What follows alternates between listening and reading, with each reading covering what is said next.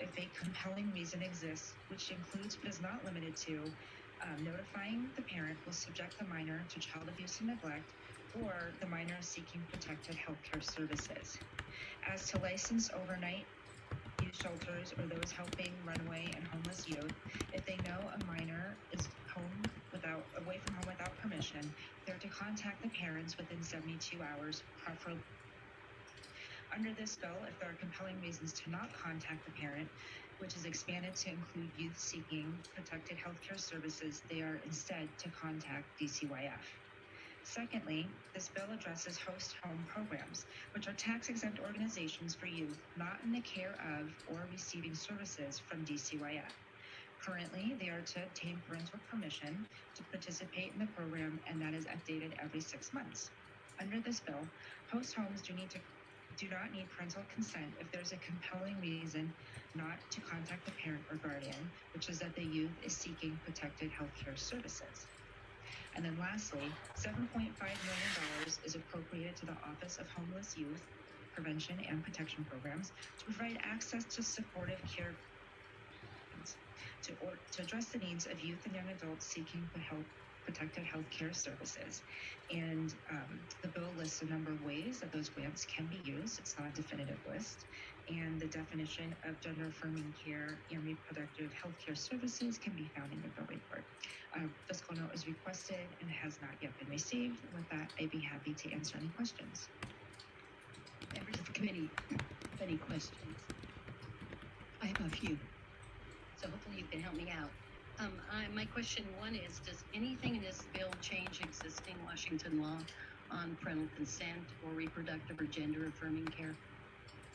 No, this addresses youth and basically shelter. Youth, it's around their sheltering.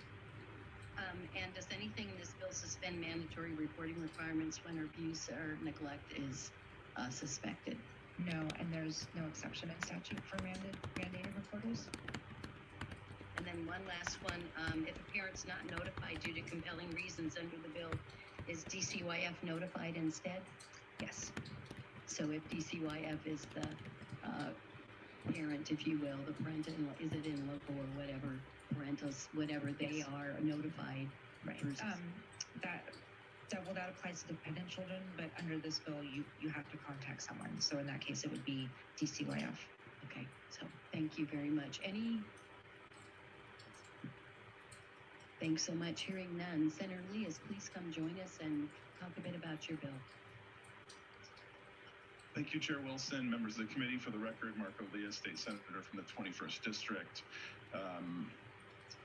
Ensuring that our young people in Washington get appropriate access to health care is important to all of our youth, but in particular to our transgender youth. Major medical associations, including the American Medical Association, the American Academy of Family Physicians, the Endocrine Society, the American Psychological Association, and others have made statements in support of expanded access to gender-affirming care for our trans youth. And here in Washington, we've passed a number of policies over the last year that all Washingtonians get access to gender-affirming care. We know, according to the Trevor Project, that 1.8% of youth identify as transgender. That equals about 30,000 young people in our state. We know that when young people don't have access to gender-affirming care, it leads to lifelong challenges in terms of mental health and complications from that disconnect between who you are inside and who you are on the outside, the lack of support for that identity. We know that 1 in 3 transgender youth report attempting suicide, and rates of depression are significantly higher for this population than for their cisgendered peers. We also know from a 2016 study published in LGBT Health that who are at risk of suicide or substance abuse goes up as they face family rejection. And we want all parents and all families in Washington to encourage and to enable their trans children to achieve every measure of success. Unfortunately, the data shows that not every family is ready to provide that support and assistance. And that's where this piece of legislation comes in. If there is a trans youth in Washington who is trying to seek these essential healthcare services that are vital to their long-term success and to the safety of their life, and they're not able to get support from their family to access that care. We want to create a safe ability for them to access that care, and that means at some points providing existing shelter programs, and then also looking at the host home model as a way to get young people into safe accommodations while they seek gender affirming care. As your questions point to and the bill points to, if we can't be in touch with the parents because there is this disconnect and lack of support, we want to make sure that somebody is protecting the interests of these kids, and they are required, the shelters, host homes, all of these providers, to be in contact with DCYF to ensure the safety and well-being of these young people. At the end of the day, I look forward to a future in Washington where every single family supports their trans youth to achieve the care and success that they need. Until that day, it's up to us to make sure that there are safe places to learn and grow and thrive, and this bill works to create that network of loving and supportive places so that all of our people can be successful and reach the potential that we were all given at our birth. So with that, I'm happy to answer any questions and commend this bill to you. Any questions for Senator Elias? Senator Elias, thanks for bringing it forward this morning. Thank you so much. You're welcome. All right, we are going to go back to the second panel on Senate Bill 5438, Supportive Relationships, and then we'll hear the third bill, and then we'll go end with testimony on the bill we just briefed, 5599. So we have 3 remote members, Karen Kelly, Jean Ross, and Eric Pratt. If you want to turn your cameras on.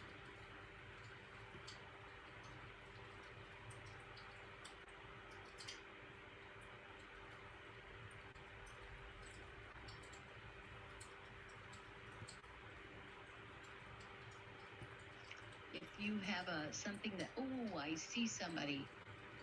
Now, we already heard from Eric, so did we not? Is this on a new bill? Okay. Eric, you look familiar, but we're hearing from you today on the second bill. So please feel free to go ahead and begin. A lot to say. So I appreciate you taking the time to hear my concerns about 5438. And I signed this bill in on this bill as other, but only because I don't know that it goes far enough to sort of reinforce the state's position and on importance of parental rights.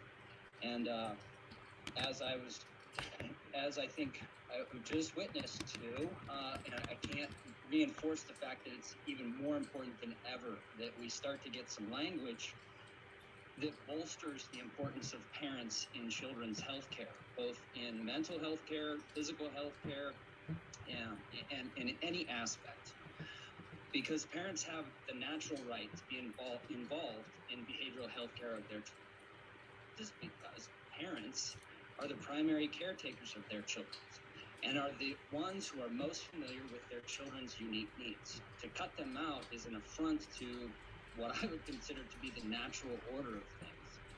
So anything, especially this bill, SB 5438, that can reinforce their importance, bring them back in lawfully. They're already there naturally, but for some reason the state of Washington has pushed them out lawfully. We need to get them back in lawfully and make sure that if we're going to exclude parents, they're held to the highest standards of due process to do so. And we don't just take them out of the loop in this case. I mean, parents are the children. They're the foundation. They'll know their children longer than anybody on the planet. And it's important that we get this language put back where it should be on the books of Washington State. I encourage your support. Thank you so much for your testimony today. Thanks so much. Thank you. Yes. Karen Kelly and Jean Ross, if you would turn your cameras on, whoever we see first, we will ask to go ahead. Hello. I think I see Karen first, so Karen, please begin. Hi, I'm Karen Kelly from Enumclaw. Thank you, Madam Chair, and to the members of the committee for the time. Thank you, Senator Warnock, for the bill. I'm here to implore you to support 5438 today. In my short time, I want to focus on the aspects that impacted my family the most. Authority will review the policy in consultation with stakeholders, family members, and peers to eliminate policies that undermine the health of the family.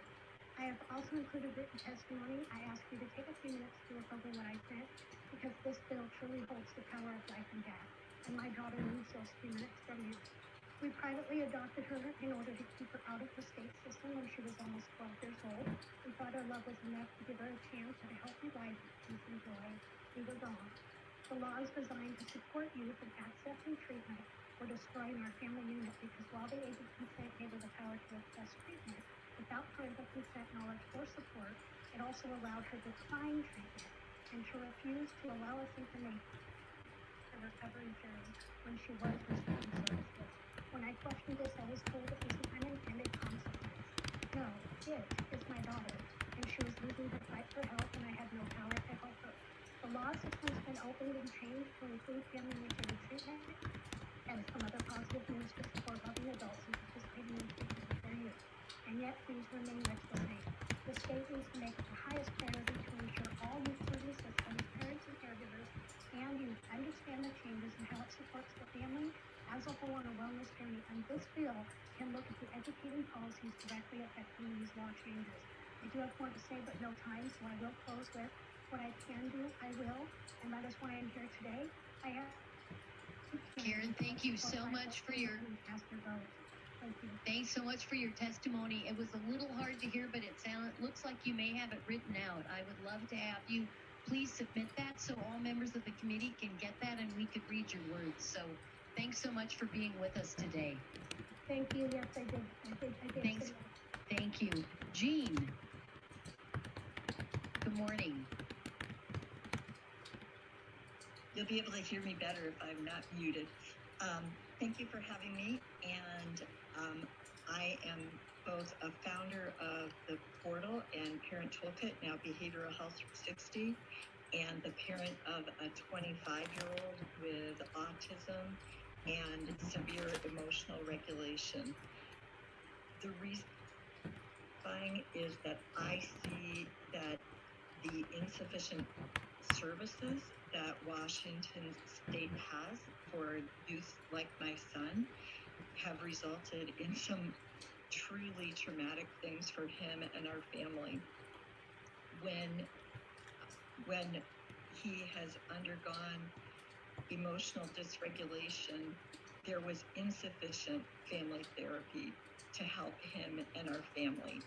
When we did family therapy when he was younger, it was very effective and was really a saving grace in our family. The insufficient crisis by non-911 resulted in our son going to jail 2 times. Insufficient training in Washington State for both families and caregivers, like his supported living, have resulted in a situation where our son risks imminent homelessness. And I appreciate you all listening. Thanks so much for your testimony and your passion about that and all the other folks we heard from today. And thank you, Senator Warnick, for bringing the bill forward. Appreciate that. With that, we will close the hearing on 5438, and we have one,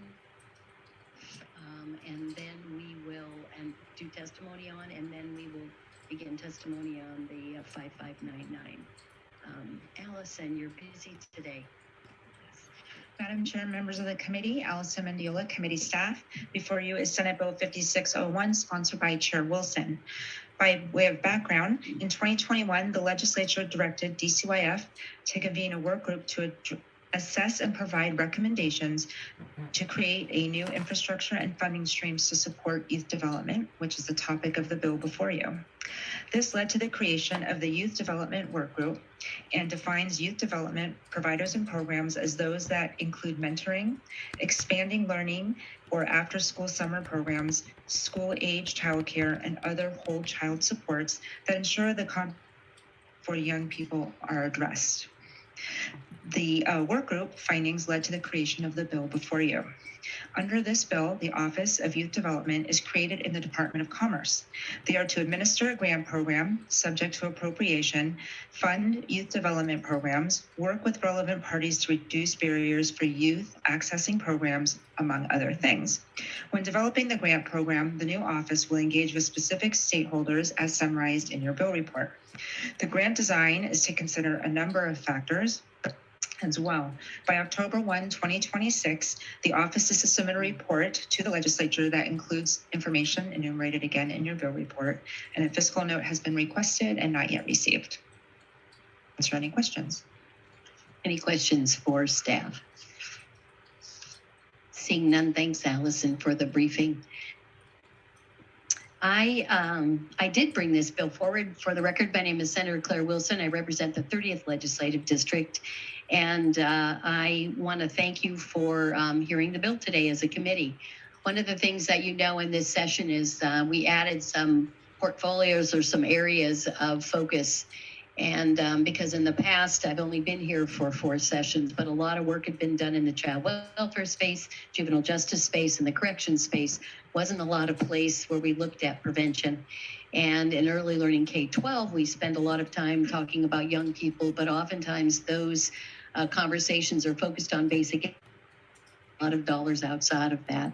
So one of the pieces of work that I'm always looking at is how it is we prevent things from happening, so that rather than investing in interventions, that we actually get a better return on investment by supporting whatever and whomever early. So this bill is around the fact that youth development programs have been and continue to be essential to healthy and more equitable communities. They're also, as I said, one of the best prevention strategies and one of the best return on investments that we can make as we're talking about young people. They provide responsive school age care. They provide educational programming, tutoring, homework help, healthy activities, outdoor opportunities, and mentorship to our most vulnerable youth.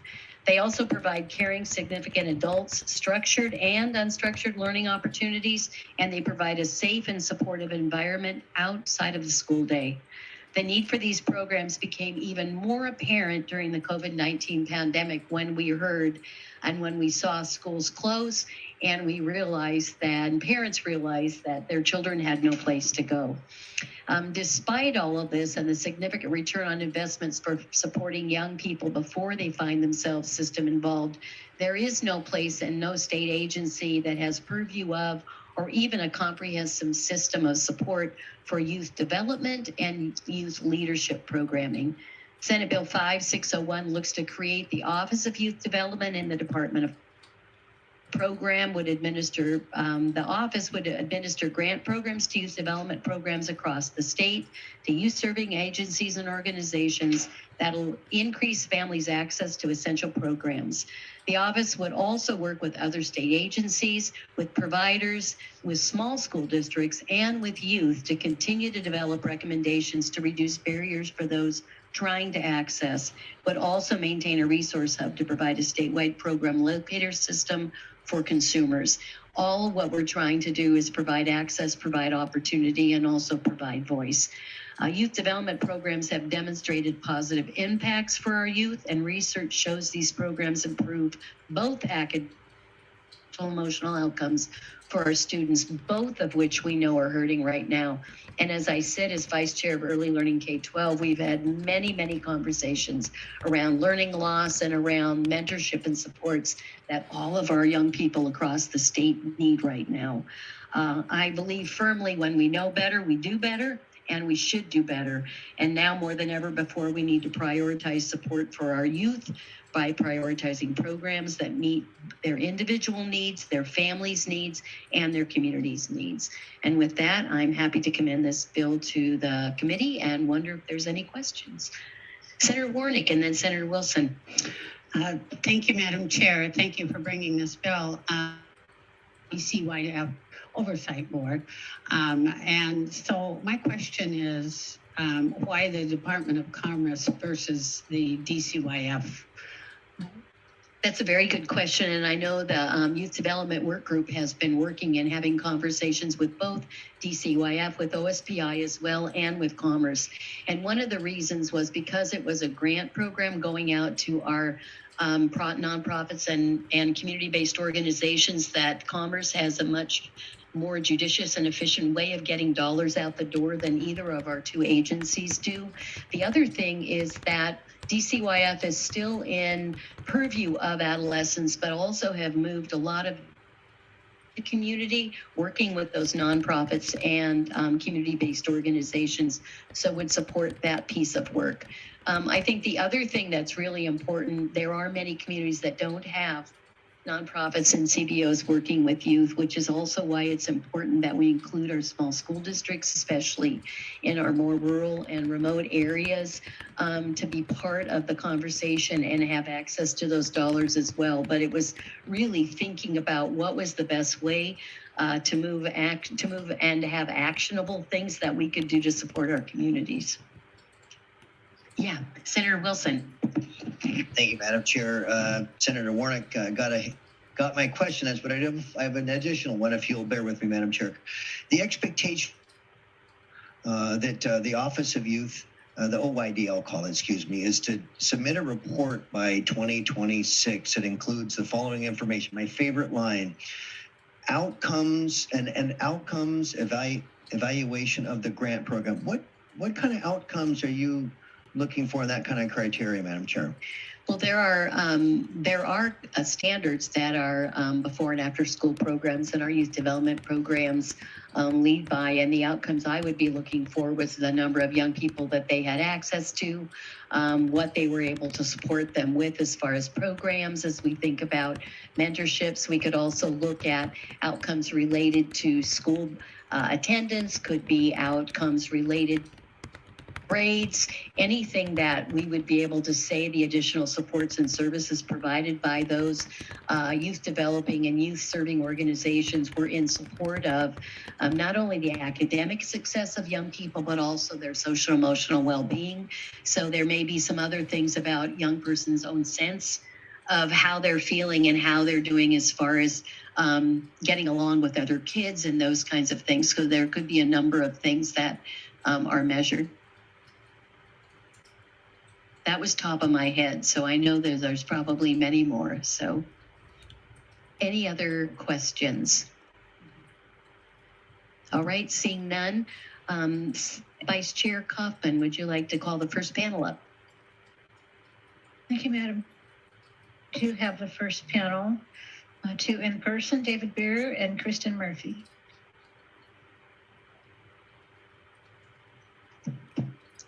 I just want folks to know that apparently TVW is having a few issues, and our Zoom is too. So if things are floating in and out, it's hard to know when you're sitting up here, but I think they're working on it. So I just want to put that out there. Thank you. David Beard, nice to see you. The floor is yours. Thank you, Madam Chair, members of the committee. My name is David Beard. I'm with Schools Out Washington in the Youth Development Strategy Table. We're here to support 5601.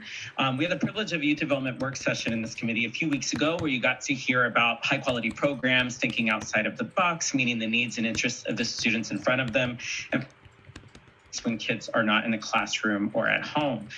Programs are combining learning and enrichment for interests like STEM, identity development, and arts and drama, among others.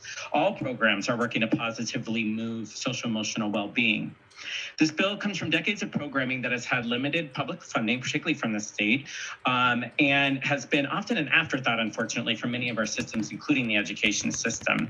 And during the pandemic, these programs were working very hard in person and virtually to provide a host of supports, which led to the DCYF Youth Development Work Group, which I believe you all have those recommendations, and that basically resulted in this bill, and which lays out the grant program to provide what we call a state share of funding, and also lays out small but critical infrastructure to be able to support the field at the state level to help with solutions and challenges. We're excited for SB 5601 and urge your support. Thank you. Thank you so much. Kristen. Thank you. Good morning, Madam Chair and members of the committee. My name is Kristen Murphy, and I am here testifying on behalf of the Office of Superintendent of Public Instruction. And OSPI is testifying pro regarding Senate Bill 5601. OSPI supports the addition of resources aimed at supporting youth as it is a community-wide effort. And we appreciate the collaboration and partnership of our community-based partners, which was strengthened through the pandemic. We do have two suggested changes to the bill. First, as the chair touched on a minute ago, in some areas, the state school districts are the entity providing youth development programming, and in those cases, we'd like to request that those particular school districts would be eligible to apply for this grant. The ones that are the only entity offering youth development in the area. The second is that the grant program includes topics such as learning acceleration and post-secondary access pathways, which we support, but that it does overlap with K-12 programming. So we ask that it is critical that youth development providers work closely with the school districts, local school districts, to align that programming. And so we would just be interested in seeing some language that would ensure that collaboration happens. And that is all I have. And happy to answer any questions. No, and I don't think there's any organization that doesn't want to collaborate with OSPI. So I would just say oftentimes the institution meets our nonprofits. And so appreciate them, both entities coming together on behalf of our young people. So thanks for being here today. Thanks. Next panel, Vice Chair Kaufman. Thank you, Madam Chair. Our next panel is Idris, Joyce, Kimberly Foster, and Aya Sata Bangura. Did I say that right? We will see. Idris, are you? Good morning. Good morning. Please begin. Hi, my name is Idris Joyce, the Executive Director of Crownless Kids. Crownless Kids is a youth-led youth voice art program. We are a BIPOC-led program operating in BIPOC communities. We serve 80% of BIPOC youth and students. We are currently operating in the Lakewood School District and 4 schools, partnering with the Tacoma Housing Authority in the Shalishan area in Tacoma and the Little Village and Richmond Center. We serve all ages, currently ranging from 5 to 47 years of age. Art's so broad and limitless, that's just so cool that they can create from that time span. Our goal is to keep giving a safe creative space for our community to be successful within their art. Being on the ground level of work, I find that there is very little to small funding for smaller nonprofits, and we do a lot of the groundwork and a lot of work in our communities. Bigger nonprofits reap the benefits of funding, and they only do half as much as work as we do. It's important to make sure the funds go directly to the smaller nonprofits and not through third-party agencies or anyone else. It's difficult to run the program with very little funding that I have. At times, I find myself coming out of pocket way too much, but that should never be a thing. Partnerships and spaces we do have, but we're limited when it comes to funding, and I feel like Bill 5601 can help that. The process of receiving and applying for funding sometimes is difficult, and the goals are sometimes unrealistic. Excuse me. A multi-year unrestricted funds, it helps create sustainability for things like that in that field. All in all, more funding for smaller nonprofits and make it more fluid and direct. Thank you so much, and thanks for being here today. Thank Kimberly, you're next. Madam Chair, members of the committee, thank you for the opportunity to testify today in support of Bill 5601. My name is Kimberly Foster, and I'm the Program Manager of Communities and Schools at Federal Way Highline. We are a youth development program that serves children and youth in Federal Way Public Schools and Highline Public Schools, and part of a statewide network of 15 other affiliates that serve public schools across the state and a larger national network. In CIS Federal Way Highline, we serve 15 school sites with full-time staff that provide outreach and resources for our students and families. Our impact is huge. Last year, we served in 16 sites, 14,282 students and 535 case managed students who were directly supported by a caring adult on campus. We support in the areas of academics, grades, particularly in math and language arts, behavior, and also social emotional learning. Like other youth serving programs, we rely on braided funding to provide high quality supports to students. And this comes from a variety of sources, but having more state-based funding would allow for more caring adults in the buildings and more services that directly impact youth and their ability to be successful. Thank you so much. Wow, right on time. Thank you so much, Kimberly. And next up, is it Isata? And it looks like you're a scholar from Federal Way. Welcome. Hello, Madam Chair and members of the committee. Thank you for the opportunity to speak. My name is Asita Bengora, and I am a student at Kadima High School in Federal Way, Washington. I am here because I support SB 01. Youth in my community need more access to programs like communities in school, after-school programs, mentoring, and more. I started working with communities in schools when I was in 6th grade. Those were really formative years of my life. I am a low-income student, and so I always came in with the mentality of thinking I had to learn and find ways to provide myself with opportunities for college and to fulfill my dreams. But it wasn't until my school outreach coordinator helped me by providing me with opportunities outside of middle school to practice my leadership skills, talk to other schools, and get to network. And those really helped me build my confidence in myself when it came to how I thought I could fulfill my dreams in the future. She also provided me with a mentor, which allowed me the space to be myself and talk about my dreams, and also just have someone there to support me in my goals. And so I think you guys should fund that Bill SB 5601. Okay, here's the deal. We've heard part of what you said, but not all of what you said. So I'm hoping you'll be able to. Kimberly, can you help submit her testimony to us if you're in the same space, or it's, I believe, Graham. And so if you could help us get her comments, that would be extremely helpful, because youth voice is incredibly important in this. So thank you so much for testimony, and I'm sorry that technology is playing games today, but it is the way of our world. And with that, this panel is complete, and we will bring up the last panel for this bill, Vice Chair Kaufman. Thank you, Madam Chair. We have Susanna Dunlap, Saskia Fischer, and Beat Fischer. They're all from Lopez we're all in the same Island. room. Okay. Isn't that Susanna, do you want to start? Yes, awesome. Please. Thank you. Chair Wilson and members of the committee, my name is Susanna Dunlap, and I'm the Youth Enrichment Director at the Lopez Island Family Resource Center in San Juan County.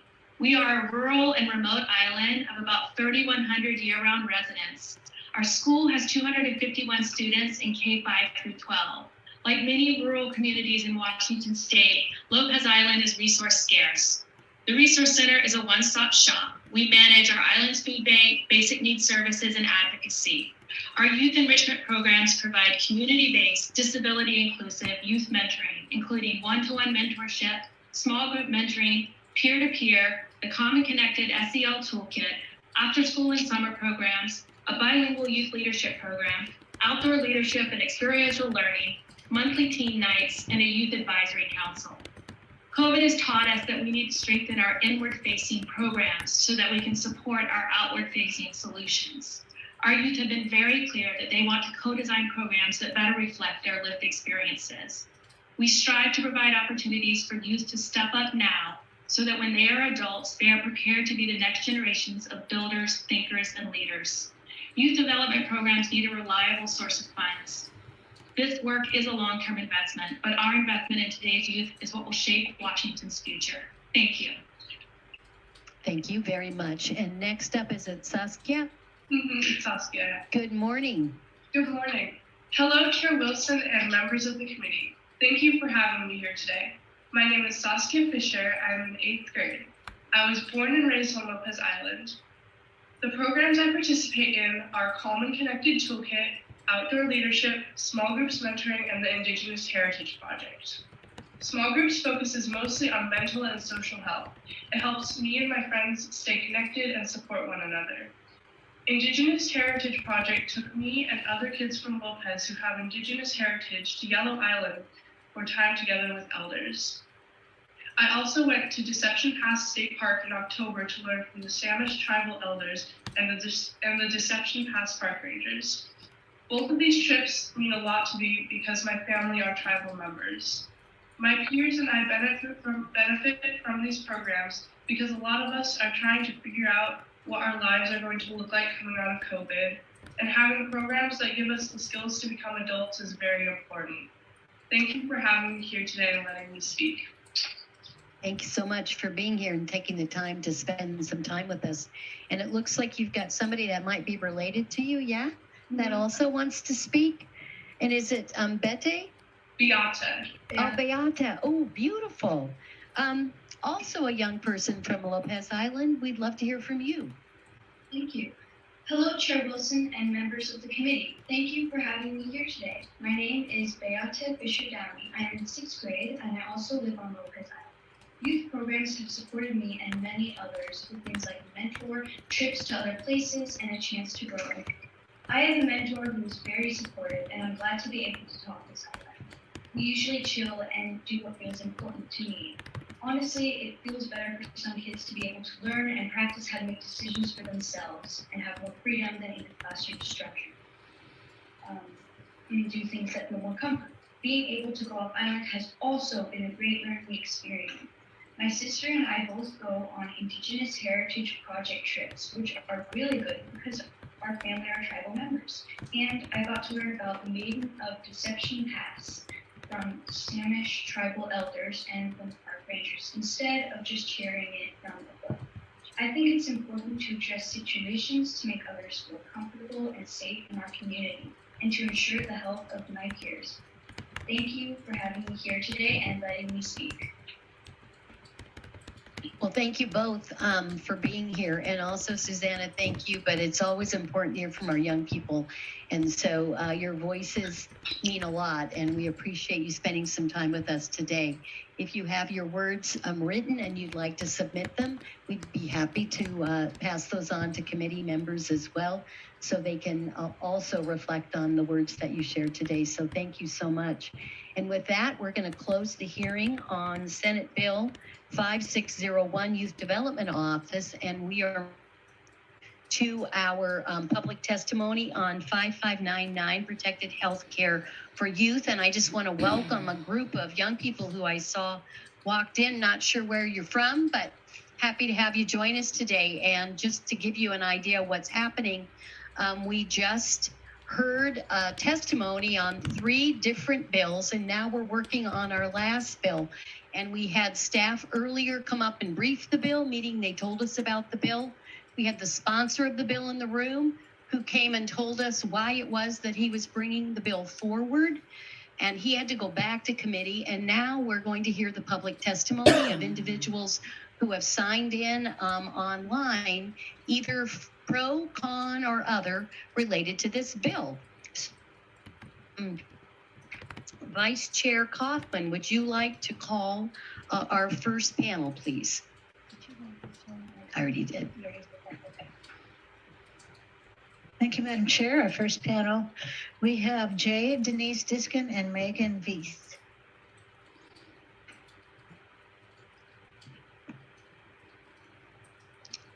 I believe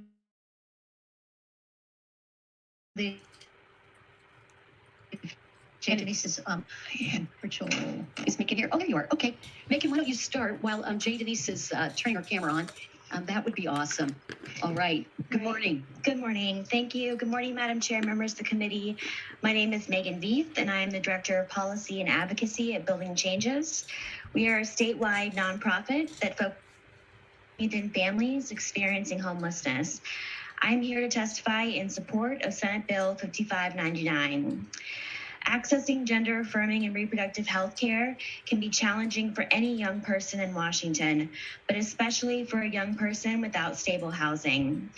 This can also be difficult for a young person who is worried that their parent or guardian may kick them out because of how they identify, or for wanting to access certain healthcare services, or for a young person outside of Washington who is fleeing here to seek safety and access to services but has nowhere to go.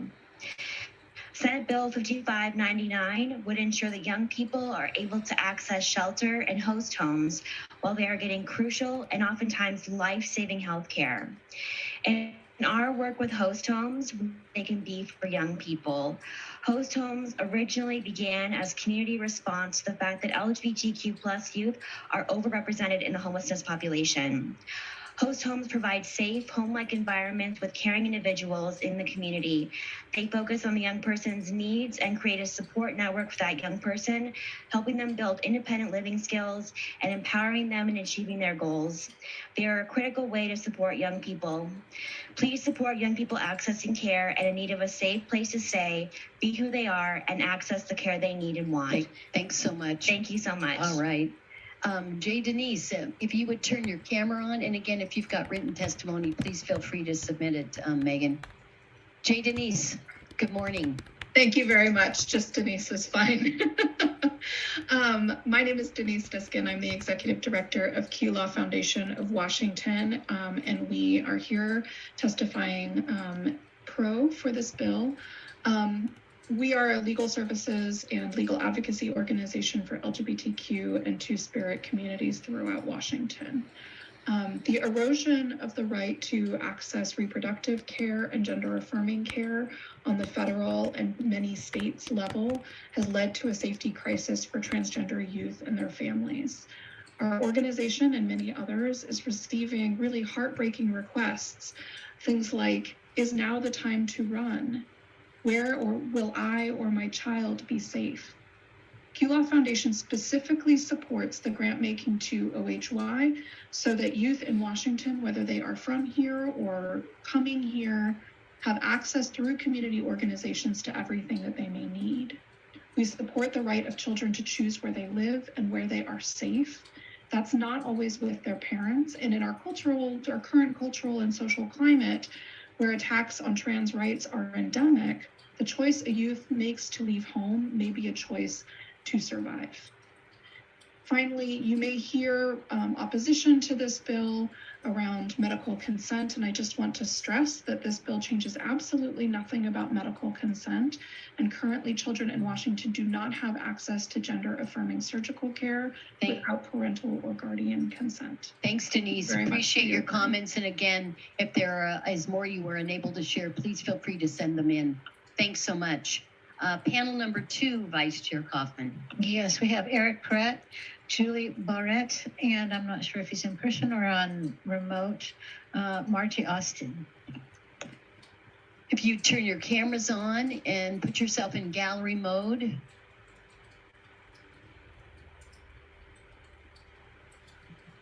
Eric, good morning. Good morning again, Chair. My name is Eric Pratt. Once again, I want to thank you for hearing me out here on Senate Bill 5599. But notice during the bill's author, I think that's the correct term, there was no mention about parents or very little wording using the term parents or parent involvement or the right of parents to know. It was strictly limited to sort of an emotional foundation of helping these children. And it's really concerning as a parent because I can imagine children running from another state to Washington with this idea that they're going to be cared for outside the parental guidance that's necessary for their own health care, that in times of crisis, the state will step in between the parents and actually allow very poor made by children without the guidance of their own parents. And it's really telling when the bill's author doesn't say anything about it. And I hope that Washington comes back to reality, and we all want to help kids. There's just nobody probably on any of these panels that don't want to help kids. But what we need to recognize is that parental involvement should be at the first and foremost top of the list when it comes to these things. And unless there's due process involved to remove it, it needs to be upheld that they're the top. Thanks so much for your comments. Next up is Julie Barrett. Good morning. Good morning, Chair Wilson and members of the committee. Thank you for allowing me the opportunity to testify before you this morning. Julie Barrett, founder of Conservative Ladies of Washington, speaking in opposition to Senate Bill 5599. 2 years ago, my daughter had to be rescued by 8 Seattle police officers from a homeless youth shelter. She was not homeless. She was in a mental health crisis, and I spent 10 days trying to gain access to my child, who was in dire need of psychiatric help. The shelter staff had been working on filing a CHINS petition for my child, then 14, and had also gotten her an attorney from LCYF, all in an effort to terminate my parental rights so that I could not, quote, full consent and get her the help she needed. In fact, they rewarded her with cash when she refused to go to her own pediatrician with a family friend. The staff intentionally alienated my child from her loving family, exacerbating her trauma and unstable mental condition. This bill takes that one step further. A shelter like this would be able to give vulnerable youth like my daughter access to irreversible, gender-changing surgeries or hormones. This bill allows adults to prey on special needs children or children with trauma, mood disorders, and other mental health issues. Parents know their children better than anyone. We know their medical and mental history. Shutting out this critical relationship and doing irreversible procedures is destructive and often deadly to these children.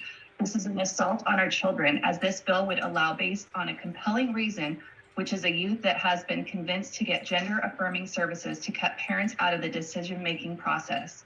Minor children cannot consent to these kinds of procedures, and they can never go back and undo the damage they cause. Please do not let this bill get out of committee. Thank you. Thanks so much for being here today. I do believe that Margie Austin is not on Zoom, so we will move to the next panel. And Jarrell, you're here, so why don't you come on up while Chair Kaufman notifies the other 2 remote testifiers. Matthew Wilson and Heather Mason. Jarrell, you may begin. Good morning. Good morning. Good morning, Chair Wilson and the members of the committee. For the record, my name is Jarrell Sanders, and I am the current board chair. Our state has a long history of supporting and advocating for the rights of LGBTQ+ community, and Senate Bill 5599 will continue that tradition. We know that families and young people are moving to Washington to escape persecution in their home states. Harassment for doing nothing more than living openly or listening and supporting to their children. This legislation will help families and individuals access the supports they need, regardless if they are dealing with the trauma of relocating to Washington, or if they are, as a young person, needing a safe place and access to healthcare information. Not only will this legislation provide housing to a very vulnerable population, this bill also sets up a grant program within the Office of Homeless Youth for community organizations. Across our states, community organizations have been providing life-saving services to LGBTQ youth. They are, in fact, the ones building the community. With the expected rise in individuals accessing programs from legal advocacy to support groups, reliable funding is necessary. Many of the kids who will be needing these services have spent most of their lives fighting for the right just to exist, just to be kids. Thank you once again for standing up against hate and sending a strong message to anxious youth and their families that in Washington, they are welcome. Thanks so much. Matthew, I see you up on the screen. Please begin. Hi, good morning, Madam Chair and members of the committee. Thank you for the opportunity. Matthew Wilson, and I'm the Executive Director of Oasis Youth Center, located in Tacoma and Lakewood, Washington. Oasis has over 38 years of experience with helping thousands of LGBTQ youth. And with that experience comes clarity about why we are supporting SB 5599. LGBTQ youth need a stable, if albeit temporary, place to stay while they're making important healthcare decisions such as gender affirming and reproductive care. Now, keep in mind, this does not change the rights of youth.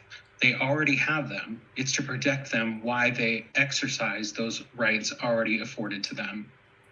As parts of the country may and pass abhorrent legislation restricting the rights of LGBTQ people, let Washington stand as a place that expands rights and protects the freedom to live a life of one's choosing. We trust youth, and we've seen the decisions around care are never made lightly by them. This committee can also say they trust youth by passing this bill. Additionally, this bill aims to address homelessness head-on by providing funding for housing solutions. Youth deserve a safe and stable home. Please pass SB 5599. Thank you. Thanks so much, Matthew. Heather, good morning. Good morning, Madam Chair and members of the committee. My name is Heather Mason, and I lead the Sexual and Reproductive Health Program at Public Health Seattle and King County. We support Senate Bill 5599 because access to a gender-affirming and reproductive health care are essential to the mental and physical wellness of youth and young adults. Annually in King County, there are 5,000 to 10,000 youth and at-risk young adults ages 13 to 25 experiencing homelessness each year. Among these youth, at least 40% are LGBTQIA. These youth and young adults have many vulnerabilities and experience significant traumas, including high rates of sexual abuse, physical abuse, and mental health problems. This bill strengthens the rights of these youth to access protected health services, which King County strongly supports in both programs and policies. Youth rights to access protected health services are being threatened in other states across the country. So it is essential to protect and promote these rights in Washington state now. The appropriations funding would add needed financial support for programs serving youth experiencing homelessness and unstable housing and to better access protected healthcare services. We are in support of Senate Bill 5599. Thank you. Thank you so much. And with that, Vice Chair Coughlin, would you call the next panel up, which is all in person? Thank you. We have Justine Kraher, Don Land, and Alexandra Krotowski. Good morning.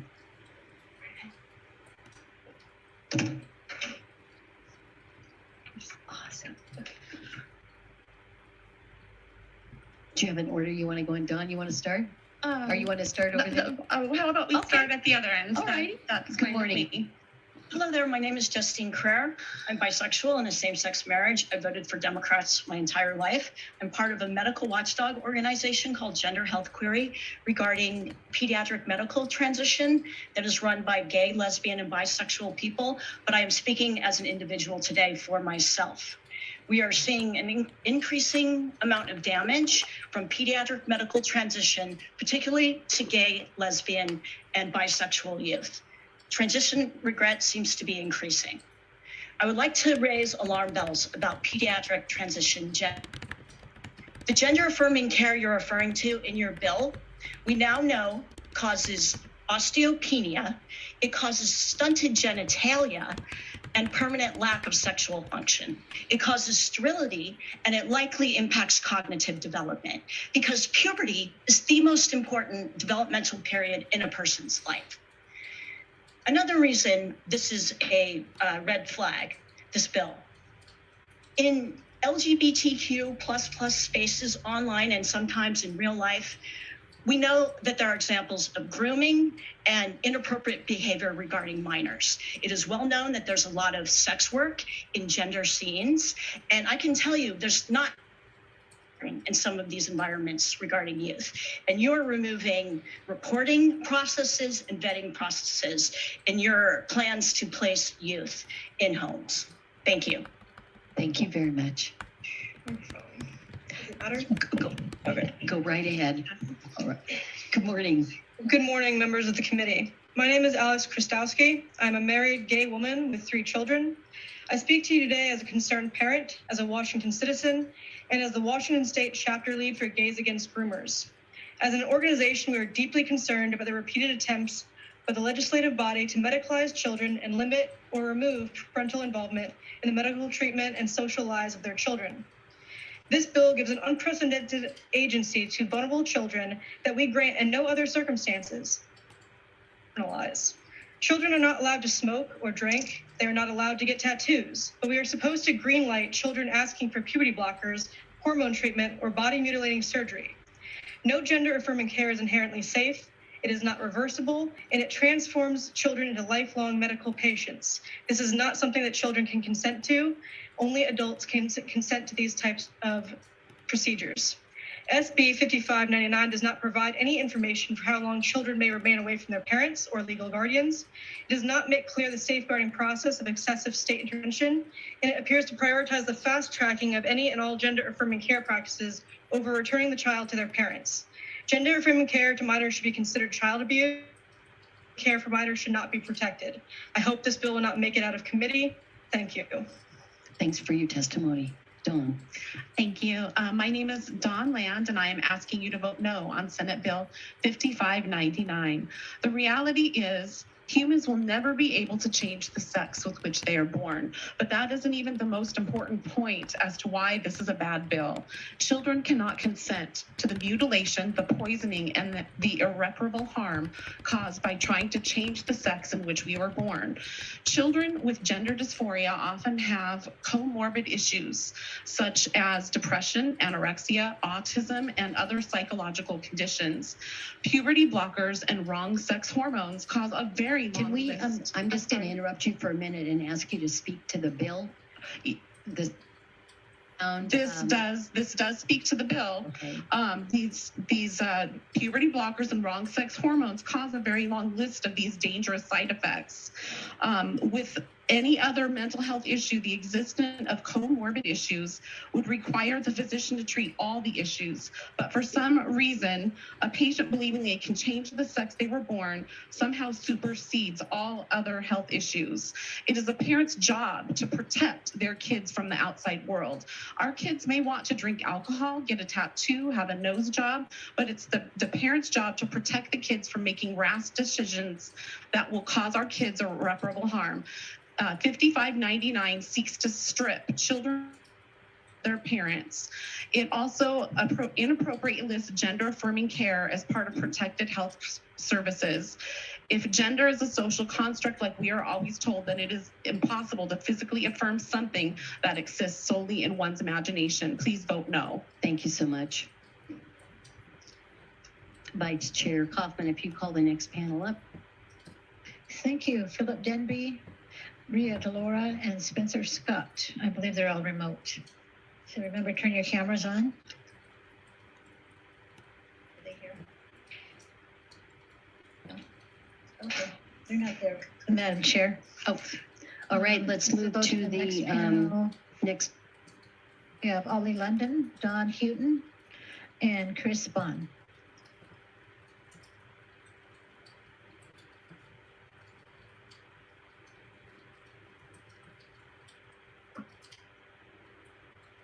Ollie, is that you? Oh, yes. Hi. Thank you very much. Thank you, Chair Wilson, senators and members of the committee. My name is Ollie London. I'm an activist, a detransitioner and social media influencer, and I am testifying con. I believe it is so important to protect vulnerable teens as a society. We all have a moral duty. However, the protected healthcare with compelling reason clause is going to put already vulnerable children at risk. Many teens in the foster and shelter system are already vulnerable with regard to their health, whether they have autism, bipolar, or other mental health struggles. And diagnosing these kids with gender dysphoria, putting them into gender affirming care is not a solution to a much greater problem. I believe this bill is going to loosen the restrictions, make it much more easy for these kids with no parental consent to undergo hormone therapy, puberty blockers, gender affirming care, which can have long-term health consequences, both physically and mentally.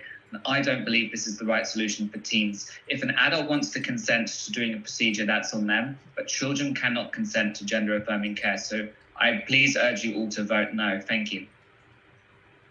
Thank you very much. Thank you. The next panel, please. Thank you, Madam Chair. We're going to call up Dorothy Frenzel, Carrie Becerra, and Paige Norman. We did have two others signed in on the last panel that were not in the ether, so we're not able to bring them forward. So if you would turn your cameras on after you are promoted, no one there. All right, how about we move to panel 8?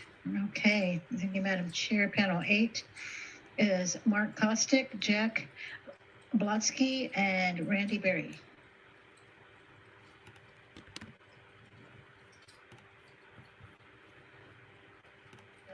All right, we're going to move to panel 9. Okay, panel 9.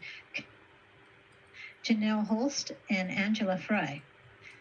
If you could turn your cameras on. None of them. Are we having Okay. internet problems again? All right. We got in person. We hopefully know you're here. Next up is panel number 10. Panel number 10, Mark Nance, Sarah Garrett, and Linda Ader. There you go. Good morning. Okay. Register. Okay, so I got 4 people, but only 3 names. So who did we not? Joshua Hardwick. Okay. Oh, Joshua, you are up in the next. You're in the next. Is it okay? Are you with them in a group, or because you're in our next panel? Okay. Okay. Go ahead and join the group then.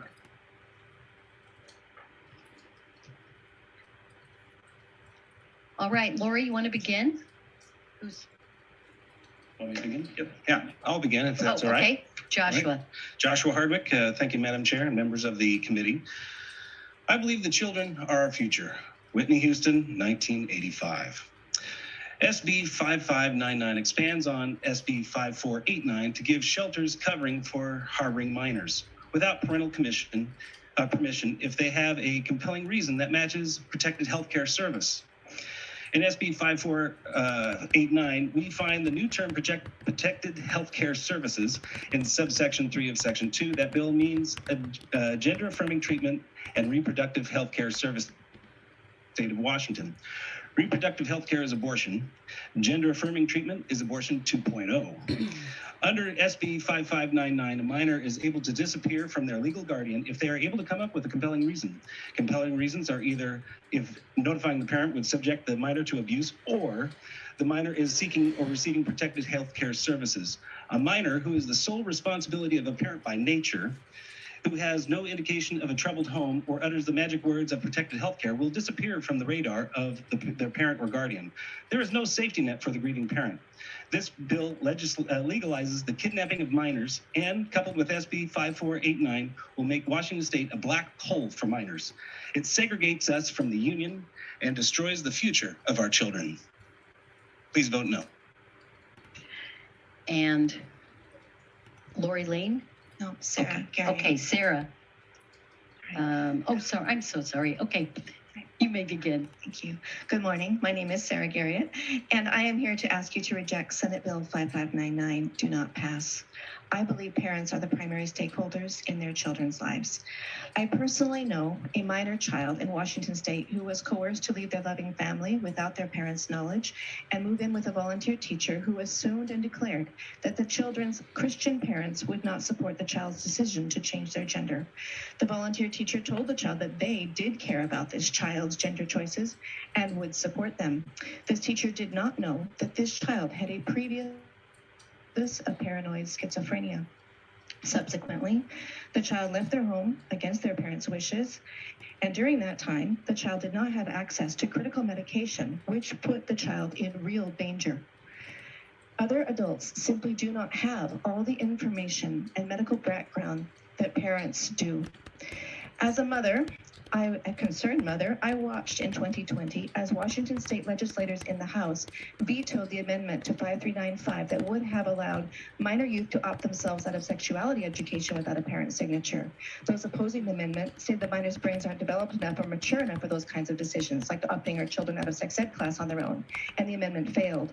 It follows that minor children are not parents are a necessary and critical part of their children's lives, and at no time should other well-meaning adults come between the natural bond of a child and their parent. I am asking you to please vote no on 599. Thanks so much. All right. Madam Chairwoman and members of the committee, thank you very much. My name is Mark Nance. I'm a native Washington resident, volunteer with homeless, human trafficking, and public schools.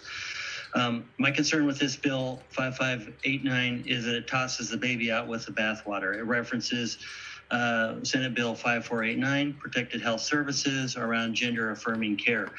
This bill does not provide guardrails for the safety and well-being of children that are living in caring homes. We've heard at least multiple instances of that actually today in our state. It exploits children who are disadvantaged, who can be coerced and manipulated. The gender affirming care is providing permanent life-altering changes that we've heard earlier today from other speakers that cannot be reversed. I'm urging you to vote no on 5589. Thank you. Thank you so much. Thank you. Hi, good morning, and thank you for the opportunity to testify. My name is Linda Ader. In testifying in opposition of Senate Bill 5599. I truly believe that we all want, of course, what's best for the children, and we all want children that are confused, every opportunity to resolve their mental health issues, if that's what it is, or support and good care and safe environments. I think maybe we see differently, though, what constitutes healthy care. I don't think that children can consent to these life-altering, permanent changes to their bodies, and that parents should be the primary stakeholders in protecting the children and understanding the children, being the person the children turn to in those times of need to help the child navigate emotionally what these feelings are that they're having. It's very common for adolescents to be confused about their gender and their sexual orientation. Pubescent, and they go through puberty, and oftentimes these resolve of their own accord. It certainly did for me, and I would have considered it child abuse to have had somebody kept me from my loving family when I was a questioning young woman and when I was much younger. So I ask for you to vote against this, and the jury's still out on what happens with these kids down the road, right? This is all brand new technologies. These are brand new medical procedures, and we don't have a long history of how these children navigate adulthood down the road. Thank you. Thank you so much. All right. Thanks so much for being here. Vice Chair Coffin, the next panel, please. Yes, we actually do have the next two panels up on Zoom. So Laura Naya and Amy Sousa.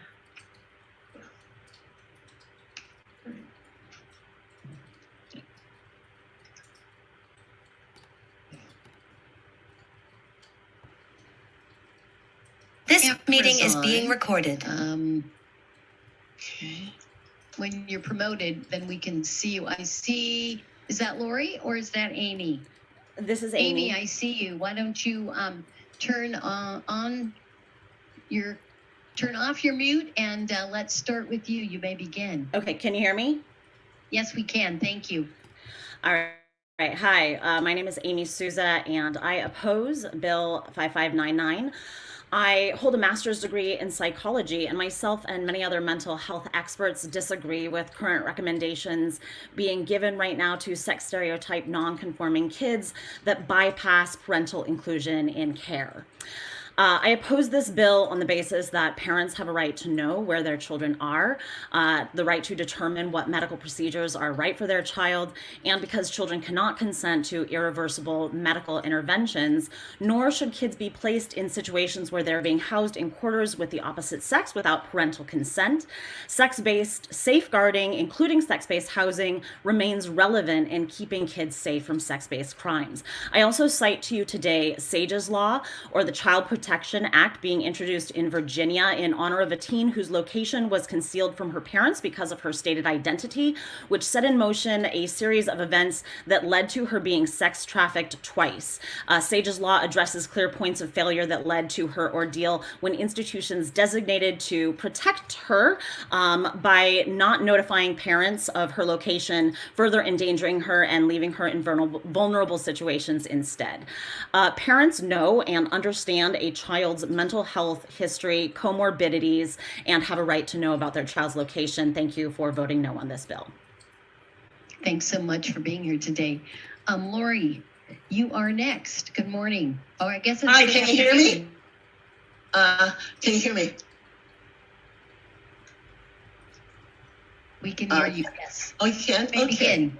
Hi, Chair, and committee members. My name is Lori Lane. I'm from Buckley, Washington, and I'm against this bill too, because the parents that are most important building block are removed from this situation, which is the worst mistake that could be made for the well-being of these children. They don't need to be put in such a terrible situation to make such critical decisions. And the sad thing about these kind of things is that the results can't be undone from gender assignment surgeries and hormone gender identification hormone therapy either. This stuff can't be it rarely can be undone. And the consequences are people across the board have regretted these kind of decisions that they made as youth. That's why I'm against this bill. It takes out the parents, which is so critical. And at a time when these youth need them the most. I encourage this to not be passed out of committee. Thank you very much. Thank you very much. And next up, Leah, are you there? I am. I'm so sorry. My camera's not working. All righty, we hear you. I'm so sorry. Okay, so I'm speaking as the Washington State Liaison for Washington Moms for America on behalf of thousands of parents. I'm asking you not to advance this bill. The most disturbing portion of the bill is the fact that there's no minimum age included. The bill is representative of the most recent agenda being pushed forward, attacking the rights of parents, as well as attempting to strip the innocence away from our children at a very early age. At no time in a child's life should the government pass a law allowing their children to make life-altering decisions without parental involvement or even knowledge. A child making a life-altering decision like reproductive health care services and gender-affirming treatment, or more simply put, abortion and sex changes, is not a compelling reason to leave parents out of the decision-making process, as the bill states. The senator previously mentioned the Trevor Project study found that there are approximately 30,000 youth in Washington state who identify as transgender, but that study does not follow the children throughout their lives, and there's no way to know whether all those children will feel that way for their whole lives. This so-called gender-affirming care is dangerous and irreversible in many circumstances and should only be made by a well-informed adult. Parents do not want this type of thing in Washington state, and I'm asking you today, please kill this bill immediately. Thank you. Thank you very much. Next up, we have, is Andy Silly here? Or, and then Teresa Shrimp.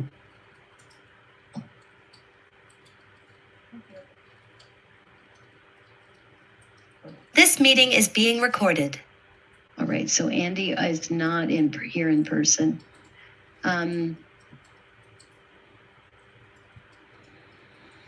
The other three we could call up are Don Seaver, Aaron Brewer, and Sharon Slatter. Hi, Andy. Good afternoon. Hello. You may begin. Ready for me? Okay. Yes, I am.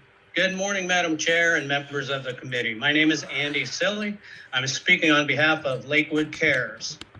Senate Bill 5599 requires entities harboring children to report them to their parents or other authorities gender-affirming treatment, including such medical interventions as hormone therapy, genital reconstruction, breast reconstruction, and facial plastic surgery. Parents are the primary stakeholders in the health and welfare of their children. Senate Bill 5599 presupposes the authority and wherewithal of third parties to determine objectively whether there are compelling reasons for such interventions. It thus violates fundamental rights of parents. Children are rushed into gender-affirming medical interventions with health repercussions as yet little understood by clinicians, and we don't even know whether such interventions solve the problem of gender dysphoria. Children regrets due to unintended consequences such as irreversible fertility loss, a condition which contributes to social and emotional disorders and often leads to suicidal ideation. Such risks are unacceptable and should not be encouraged by the legislature. Thank you. Thank you very much.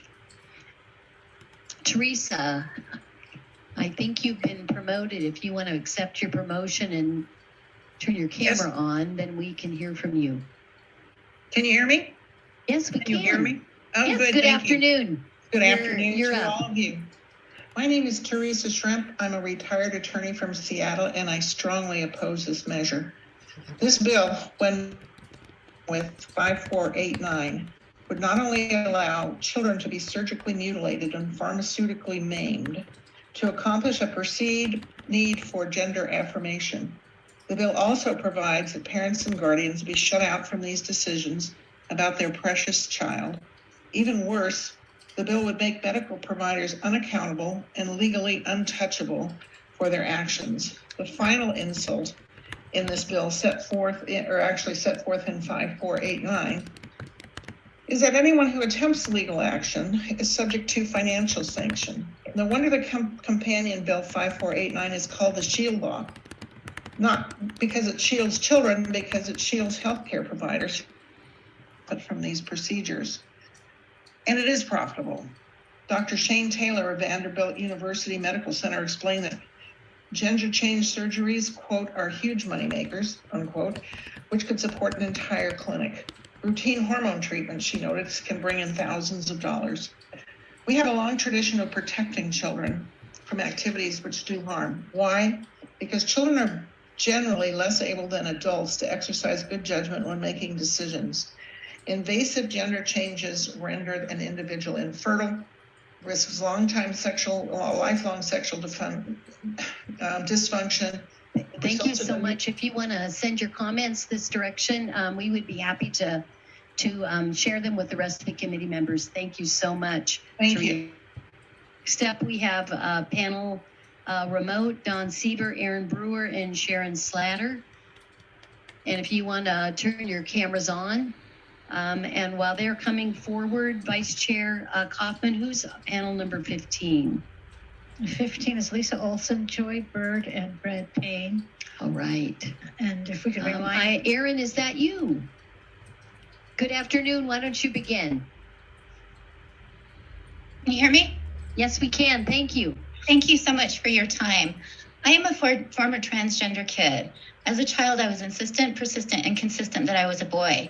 I have no doubt that if the option to take puberty blockers and cross-sex hormones had been available, I would have jumped at the opportunity to take them, even if it meant running away from home and lying about my safety. In the short term, I might have felt better having medically transitioned. Testosterone is a controlled substance. Like any other substance, it has high risk to health and well-being and has the potential for both addiction and abuse. Testosterone makes almost anyone who takes it initially feel a sense of euphoria. When I first started medically transitioned, it would have boosted my confidence and increased my energy. Most importantly, I would have felt safer, as it would have been so much easier for me to pretend that I was not the little girl who was brutally sexually assaulted, a little girl who became convinced at the moment of the assault that I was not safe being a girl, and that the only way I could keep it from happening again was to become a boy. Despite feeling better in the short term, medical transition would have profoundly damaged me, potentially even more than the sexual assault. Despite feeling better in the short term, it would have reinforced all the mistaken beliefs that I had that caused me to develop my gender dysphoria in the first place. That being a girl was bad, that it was my fault that those men hurt me, that my body was a mistake, and that it was too dangerous to be a girl. If I had been medically transitioned, I wouldn't have got the help I needed to work through my self-hatred and shame. I never would have realized that my transgender identity was a coping mechanism. Please vote against 5599 and help to protect these vulnerable children. Thank you. Thank you so much. Next up, I see Dawn. Yes, good morning, or good afternoon, I guess now. A little over a year ago, Dr. Marcy Bowers, who is a trans-identified man and who performed the gender reassignment surgery on trans-identified reality star Jazz Jennings, gave an interview questioning the rush to affirm children suffering from gender dysphoria. He said he didn't know if puberty blockers were reversible. He expressed concern about their reproductive ability, their sexual health, and the ability to find intimacy. He said if you've never had an orgasm pre-surgery and then your puberty's blocked, it's very difficult to achieve that afterwards. In 2008, a survey of 70,000 American female college students found that 1 in 2,000 identified as transgender. In 2021, that number was 1 in 20. And at the same time, the number of gender clinics here rose from 1 to today where there's hundreds now. And this is not organic. We can't claim that. Dr. Bowers even acknowledged that some of these kids are probably being influenced and want to join in because it's considered being cool. And the push to medically transition children is happening even when we know that 80 to 95% of these children will identify with their biological sex before adulthood if they're simply allowed to go through puberty. Children are vulnerable. They don't have the ability to give informed consent for such life-altering treatments, and the state has no right to facilitate it. And to do so without the consent of parents and with taxpayer money? No. This is overreach. It's wrong on all levels, and SB 5599 should be defeated. Thank you. Thank you very much. Sharon, you need to unmute yourself. Thank you, Madam Chair. I am grateful for this opportunity to testify against this bill, which we could not oppose more strongly. I am the president of Global Helping to Advance Women and Children, a nonprofit in consultative status with the United Nations, and also the co-chair of the Protect Child Health Coalition, which has members and leaders throughout the United States. And we have thousands of members throughout the state of Washington. This bill, while well-meaning, is totally misguided. I am the co-producer of a number of documentaries on transgender issues, including Understanding Transgender Issues, and about 30 other videos dealing with cross-sex hormones, puberty blockers, and surgical interventions for trans-identifying persons. Through the process of interviewing multiple experts, medical doctors, mental health professionals, persons who have struggled with gender dysphoria, it is my strongest opinion that this bill constitutes allowing the state to sexually and physically and medically abuse children. Children who go under the surgical procedures that this bill would allow for and fund, as has been stated, will be rendered infertile for life.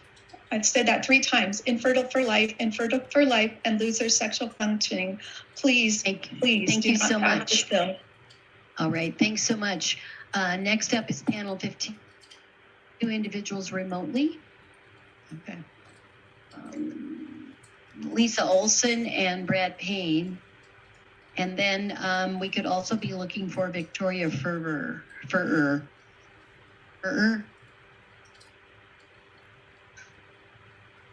You could turn your cameras on and be in gallery mode.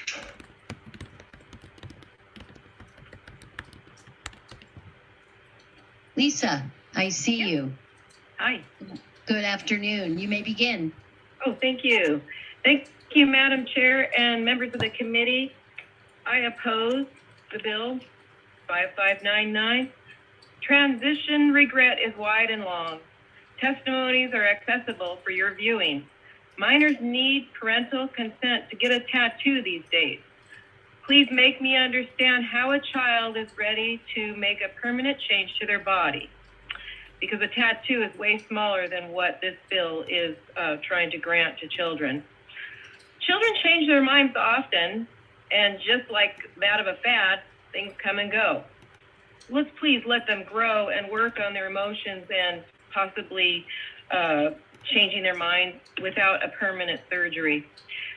Children's brains are not fully developed until after adulthood, so they're vulnerable and they really need parental guidance. Please help prevent these irreversible things that could happen if the parents are removed from guidance. Support parents' guidance, strengthen the home unit, work on adoption, better foster programs, and behavioral health programs for minors before considering this bill. Please save the children. Reject 5599 programs for minors before. For the record, could you just identify your name by name? Oh, my name is Lisa Olson, University Place, Washington. Thank you. Thank you so much. All right. Next up, Brad. Good afternoon. Good afternoon, Madam Chair, members of the committee. I'm Brad Payne. I'm with the Family Policy Institute of Washington, and I'm the policy director there. And I would guess that most of you on the committee and many of those that have been on this morning and this afternoon are from an age where back when my kids were young, whether or not my daughter could pierce her ears. Now we're facing allowing our kids to be able to undergo these kind of transgender procedures that have been said by many others that have lifelong impacts. And it's hard to believe that we even have to line up to testify on this behalf. I find it just disgusting that any legislator would take it upon themselves to think that they understand what's best for our children. And it's not lost on me this morning that the majority of the parents that are testifying this morning are against this bill. Those that seem to be consider themselves advocates for children. But we understand that, as many others have said, the best advocates for children are the parents themselves. So I'm very strongly opposed to this bill, as are all the members of the Family Policy Institute, and we ask you to keep this from ever coming out of committee. Thank you. Thank you very much. Last testifier of today's hearing is Bonnie Ruiz, who is remote. So if you want to turn your camera on when you're promoted.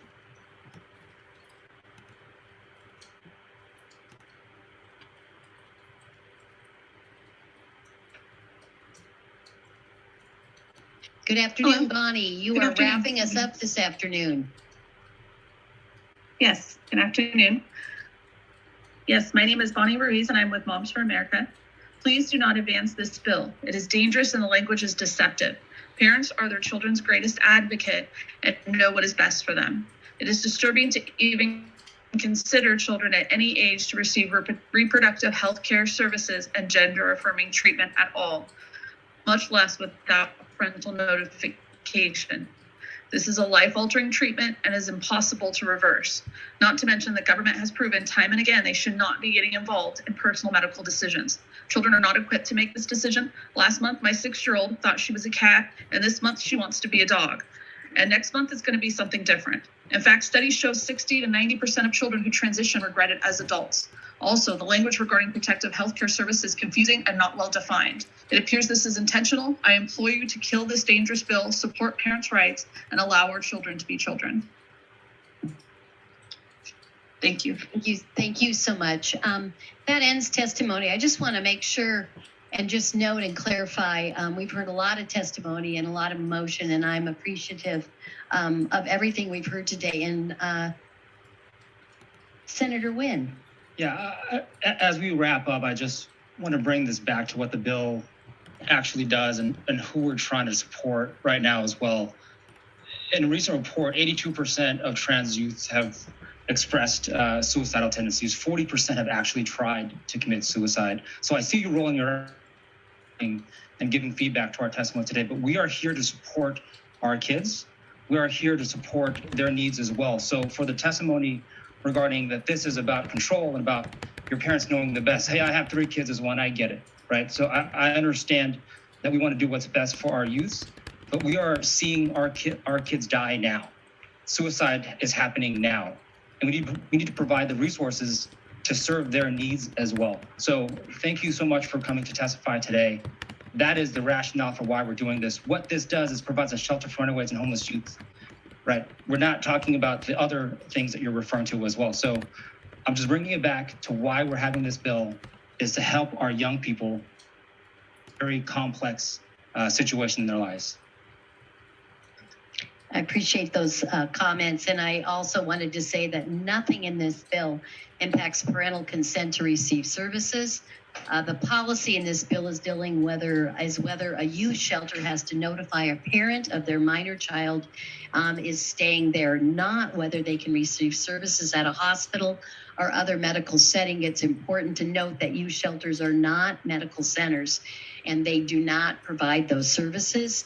So it does not change existing Washington law on parental consent for reproductive or gender affirming care services. It does not suspend mandatory reporting requirements when abuse or neglect is are suspected. I just wanted to make sure, as well as with Senator Wynn, that we're focused on what this bill does. And there's a lot of emotion around young people and around gender identity and around all those things, but really focusing on the purpose of this bill today. And with that, I will close this hearing and thank everyone who came today, both in person and virtually, to testify.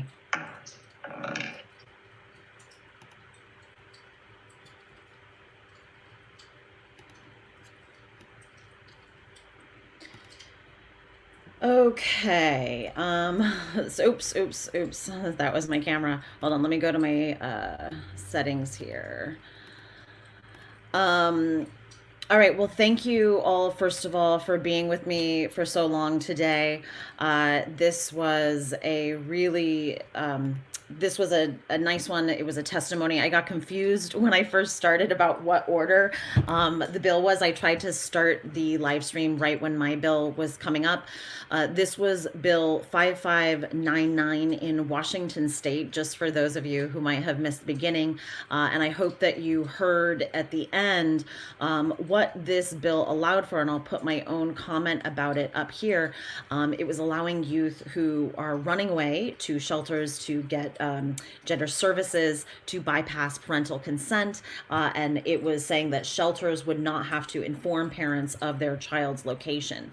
One of the reasons that I cited Sage's Law, which I don't know if a lot of you may already know about this. This is a law being put in place in Virginia. It's passed its first, it's passed through, I think, the House. It has to pass the Senate, I believe. But it was passed last Thursday in support of a child who was taken from her parents, who ran away, and she went to a shelter, and on the basis of her identity, they did not inform the parents. This led to the child being trafficked twice, raped multiple times. The child had to, the girl, she's a girl, had to go to a, basically had to seek medical attention without her parent. So she went through that whole process of having a rape kit and testing without her parent being able to be there. This led to further mental health issues. This led to her suicidal ideation, all because they withheld this information about her location from her guardians, which was awful. So that is what this bill would have allowed if it, or will allow if it passes. It will mean that parents don't, shelters won't inform parents if they think that parents are dismissive of their child's quote identity. It also means that those kids will be placed in wrong sex housing. So that could also happen. And that is why I also spoke specifically to that, because of course all of us know that sex-based safeguarding really matters. We know that there is, whether we like it or not, there is one sex that commits the majority of sex-based assaults, and there is another sex which is the largest recipient of those assaults. So sex-based safeguarding, including single-sex housing, is really important, especially for teens. And what we saw in Sage's Law, what that child, what that girl underwent, is she was placed in wrong sex facilities. That is what led to most of her assaults and abuse and bullying and all kinds of things, because she was put in a boys' shelter. She was put in a boys' home. I really thank you all for being here. It's so funny because I speak about this all the time, and I speak at at protests like in Port Townsend and Tacoma, but I really do get quite nervous at these state hearings and legislatures, and even at my own city council, somehow, because it's like on the record and it's all serious. My hands start sweating and I start getting really nervous. So I really appreciate you being here with me. And, this just goes to show that it doesn't matter if you get nervous. It's the fact that we're speaking up. And I'll try to keep abreast of this and let people know. I didn't have much head warning myself. Someone told me. So I just found out about it last night and I signed up. But anyone can sign up to testify. You don't have to be a state resident to testify for one of these hearings. You can also, if if you are too nervous to speak in public, although I think that is the most powerful way, you can always put in a written testimony. So you can always submit your written testimony for things like that as well. Yeah, thank you, Via 555. Thank you, Laura. Thank you, Sarah. I appreciate you guys so much. The other thing I was going to say, so yeah, we can all speak at events that are not in our own cities. That is something that we can always do.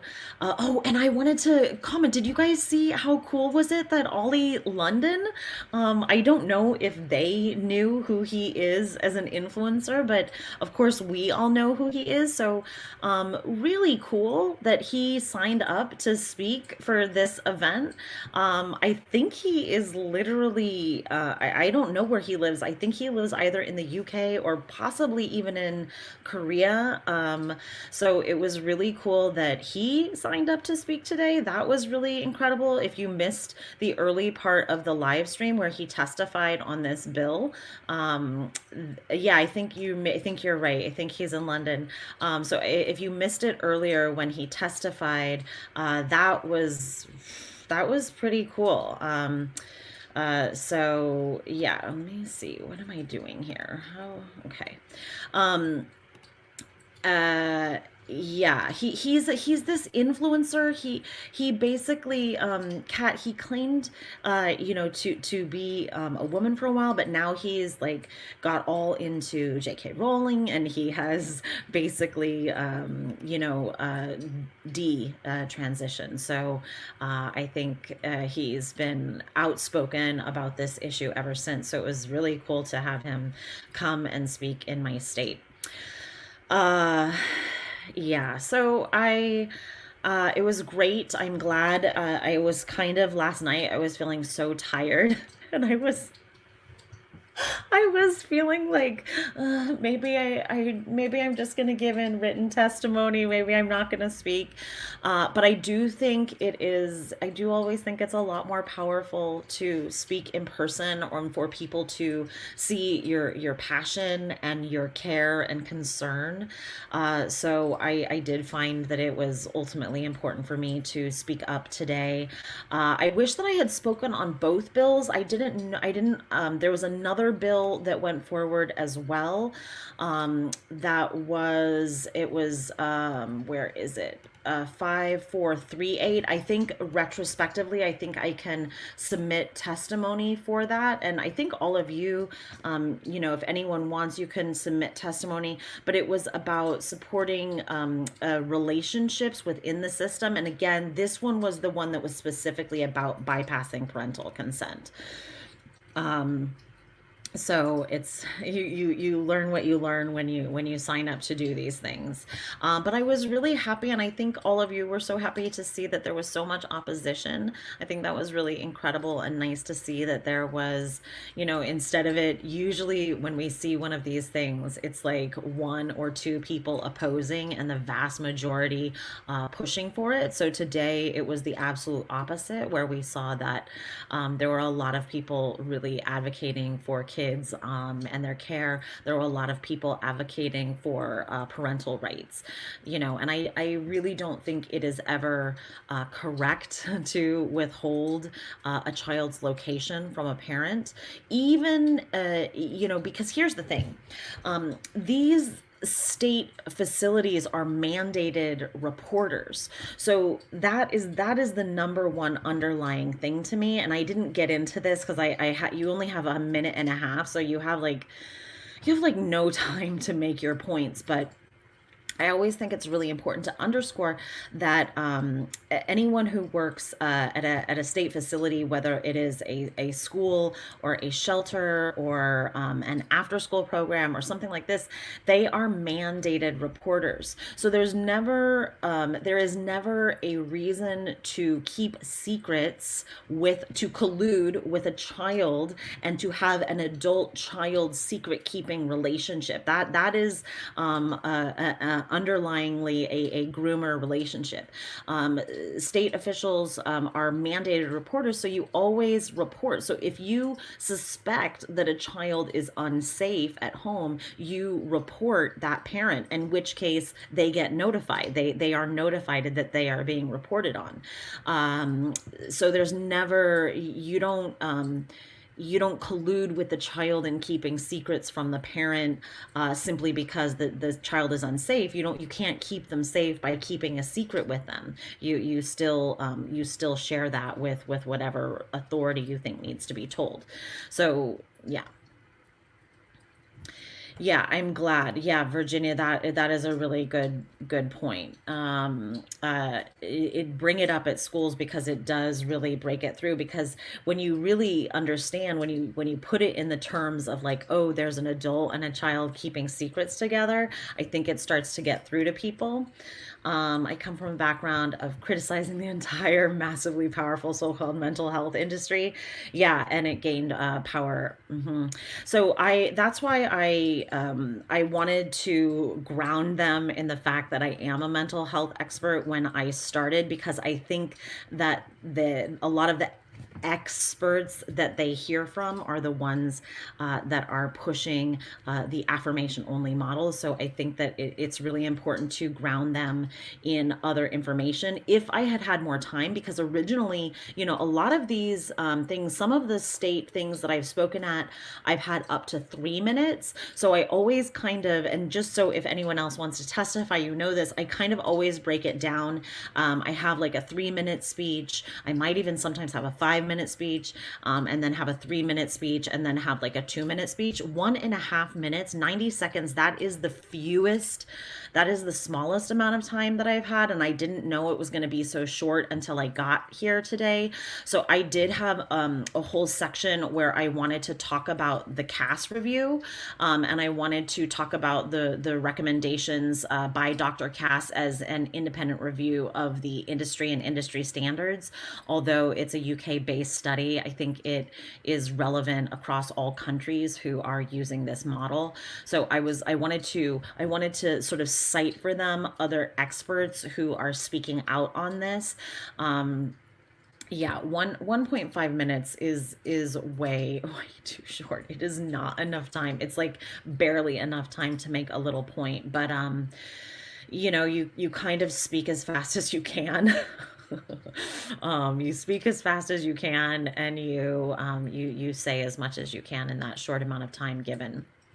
So I wanted to let you all know in 2 days there is another city council meeting coming up in Santee, California. That's in San Diego, where the 17-year-old girl was flashed by a grown man. So there is going to be a city council meeting where city members are going to come forward and push the city to remove their lease for the YMCA. So I'm going to be live streaming that meeting on February the 8th. And I'm gonna put it up in the nest. I feel like I almost thought that I was on a space right now, in a Twitter space, but I'm not in a Twitter space, and there's no nest.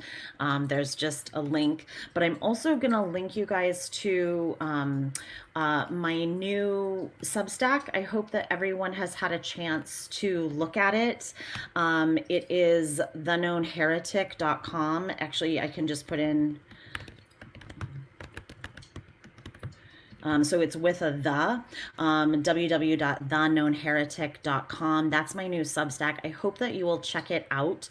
I really, my first piece is called Sex Mimics Are Mimics, and I talk about the linguistic sleight of hand that is happening, and I also talk about sex mimicry in animals and how that relates to what we're seeing in humans. So I hope that you'll go check it out. And I also, I do have to plug myself. If these, I pay about $500 a year for my live streaming service, and I do have my my bill for my service coming up. So if any donations are very much appreciated. I really, if anyone wants to go to my PayPal right now, which is on my homepage, or my Buy Me a Coffee link, which is also on my YouTube homepage, I would really appreciate it. I could use some help I'm gonna have to make that payment by the end of the month, and I'm a little short on that right now. So if anyone wants to help support me being able to do these live streams, I would really appreciate it. I'm gonna put up my let me see, my